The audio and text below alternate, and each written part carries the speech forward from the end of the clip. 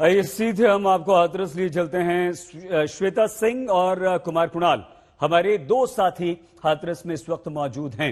श्वेता, इस बड़ी साजिश के खुलासे के बाद जो तनाव वहां पर था, लोगों को यह समझ में आ रहा है, क्योंकि गांव गांव आप घूम रही हैं, लोगों से बातचीत कर रही हैं, क्या लोगों को यह समझ में आ रहा है कि एक साजिश थी और अब हमें संयम बरतना चाहिए और इसका असर तनाव कम करने या तनाव कम होने में भी होगा? श्वेता।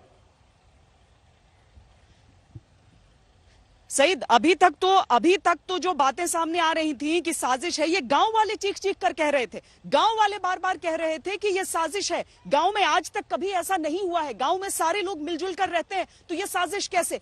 क्यों लोग आपस में लड़ रहे हैं? क्यों भिड़ रहे हैं? क्यों ऐसी तस्वीरें दिखाई जा रही हैं? इन्होंने इससे पहले कभी ऐसी चीजें देखी नहीं, ये इनकी तरफ से कहा जाता था।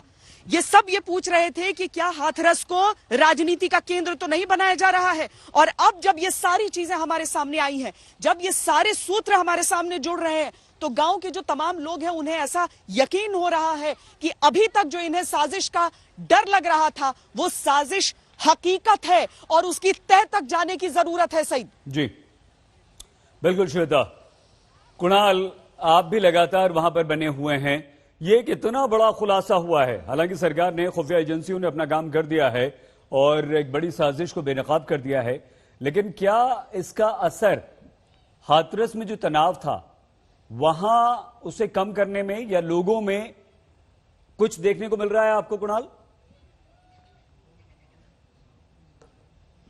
देखिए, जमीन पर जब हम देखते हैं, खासतौर पर हम इस वक्त पीड़िता के घर पर खड़े हैं और यहाँ पर सुबह से ही कई सारे मिलने वाले तो आ ही रहे हैं। यहाँ पर कई सारी अभी डेवलपमेंट्स हुए हैं। सीसीटीवी कैमरा लगा दिए गए हैं घरों में आकर के। पुलिस ने, इसके अलावा जो सुरक्षा है वो बहुत ज्यादा बढ़ाई गई है। इसके साथ ही साथ एसआईटी की टीम आज यहाँ पर आई थी, पूछताछ हुई, छठी बार आई। एसआईटी की जो जांच है उसको भी 10 दिनों के लिए और आगे बढ़ा दिया गया है। तो इस बीच में जो जांच है वो भी रफ्तार पकड़ रही है। सुरक्षा की चिंता है, उस पर भी ध्यान दिया जा रहा है। तो ये चौतरफा, एक तरफ तो जो साजिश की बात है, जो कही जा रही है साजिश की बात, उस पर भी परिवार रिएक्ट करता है, कहता है कि ये जानबूझकर इस पूरे मामले को डाइवर्ट करने के लिए साजिश की बात कही जा रही है। तो इसके दो पहलू हैं। एक पहलू तो है जो साजिश की बात सरकार कर रही है, दूसरा पहलू जो परिवार कह रहा है। परिवार कह रहा है कि चूंकि हमें न्याय चाहिए, इसलिए साजिश पर ज्यादा ध्यान न दिया जाए, पहले न्याय कैसे मिले पीड़ित परिवार को, उस पर सरकार ज्यादा ध्यान दे, क्योंकि ये सब कुछ डाइवर्ट करने के लिए, ध्यान भटकाने की कोशिश की जा रही है इस वक्त, तमाम जांच में फंसाकर या फिर साजिश का ये एंगल नया तलाश करके। बिल्कुल कुणाल। श्वेता, आप हाथरस के हर गांव में जा रही हैं और एक आवाज जो सुनाई दे रही है वो ये कि पीड़िता को न्याय अवश्य मिले, जो दोषी हैं उन्हें कड़ी से कड़ी सजा मिले, लेकिन निर्दोष फंसे नहीं। क्या लगता है कि सरकार ने जो लगातार जांच पे जांच हो रही है, वहां पर अधिकारी आकर पूछताछ कर रहे हैं, बातचीत कर रहे हैं, इस एंगल को ध्यान में रखा जा रहा है? नहीं, इस एंगल को ध्यान में रखा जा रहा है। पीड़िता के परिवार को, जैसा कुणाल भी बता रहे हैं, वहां पर पूरी सुरक्षा दे दी गई है। वहां हालांकि गांव में जितने भी लोगों से बात कीजिए, वो सब कहते हैं कि ऐसा नहीं है कि वो असुरक्षित हैं। सब कहते हैं कि हमारी भी बेटी है, बेटी के तौर पर हम देख रहे हैं और इसीलिए सब चाहते हैं। देखिए, ध्यान भटकाने की बात तब होती जब किसी जांच की बात नहीं हो रही होती। जांच की बात हो रही है, जांच की कोशिश हो रही है, कोशिश ये की जा रही है और उसमें से कोई मुकर नहीं रहा है। सब कह रहे हैं नार्को टेस्ट करा लो, सब कह रहे हैं सीबीआई करा लो।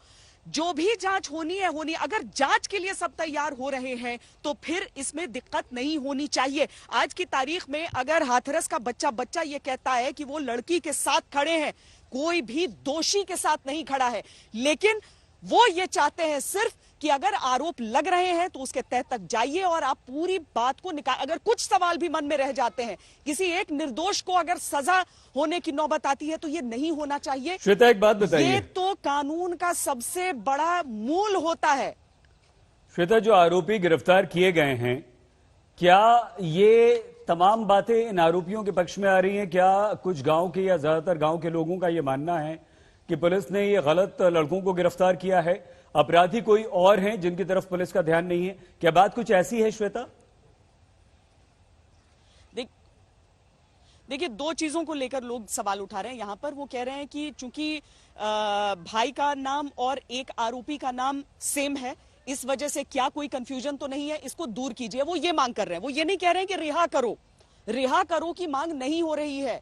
बिल्कुल उन्हें इन आरोपों को झूठा साबित, ये बात कोई नहीं कर रहा है। सब कह रहे हैं कि क्या नाम एक होने से कुछ गुंजाइश हो सकती है। दूसरा ये कि जो बाकी 3 नाम है, चूंकि उनमें से एक के पास ये है एलिबाई है कि वो डेयरी पर काम करते थे, डेयरी के पास वो सारी चीजें उपलब्ध हैं कि उस समय वो ड्यूटी पर थे। बाकी दोनों का जो है वो गांव में तो थे, इसीलिए वो सारी चीजों को सिद्ध होना होगा, उन आरोपों को सिद्ध होना होगा।